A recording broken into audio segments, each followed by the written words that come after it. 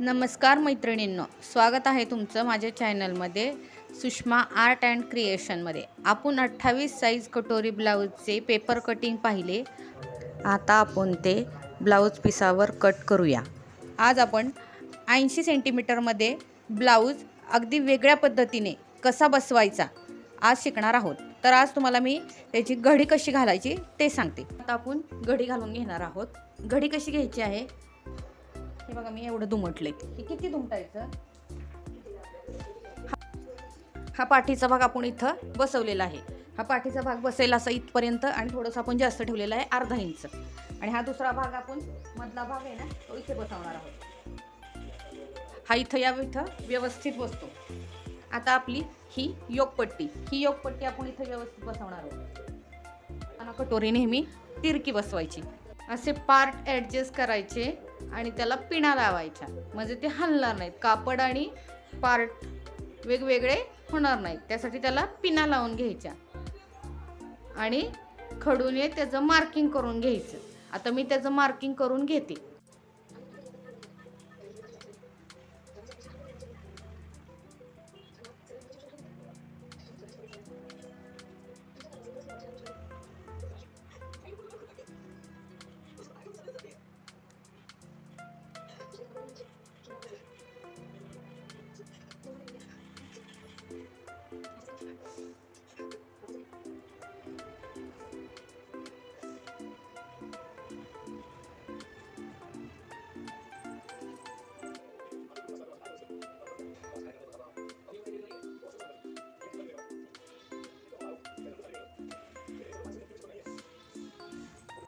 आता हे सगळे पार्ट ड्रॉ करून झालेले आहेत।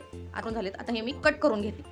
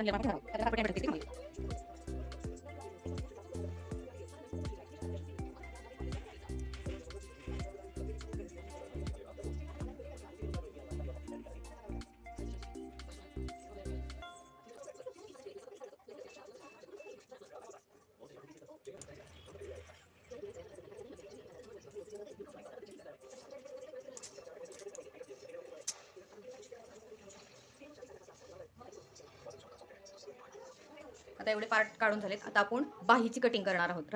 आता बाकीचे पार्ट काढून आता हा एवढा तुकडा राहिलेला आहे। आता या तुकड्यामध्ये आपण बाहीचं कटिंग करणार आहोत। बाहीचं कटिंग करण्यासाठी आपण हे असं अशी घडी करून घेऊया, व्यवस्थित जुळवून।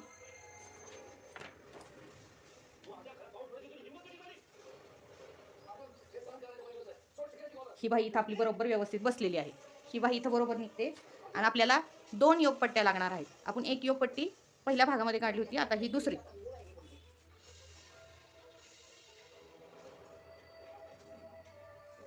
आता ही आपण मार्क करून घेऊ।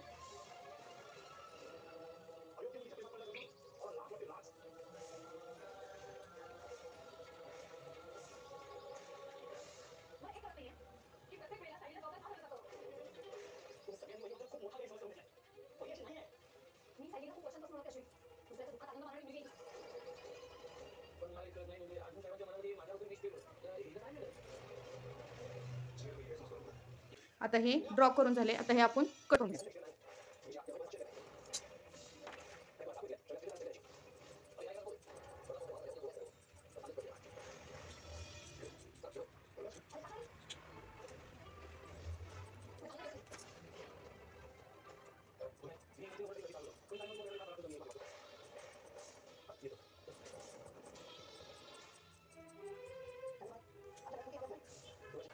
आता आपण गळ्याच्या पट्ट्या काढणार असेल, ही बरोबर 1.25 इंचाच्या ह्या पट्ट्या, तिरक्या पट्ट्या आपण काढलेल्या आहेत। हे तिरकं कापड हे बघा असं ताणल्या जाते। अशा तिरक्या पट्ट्या आपण ह्या कापून घेणार आहोत।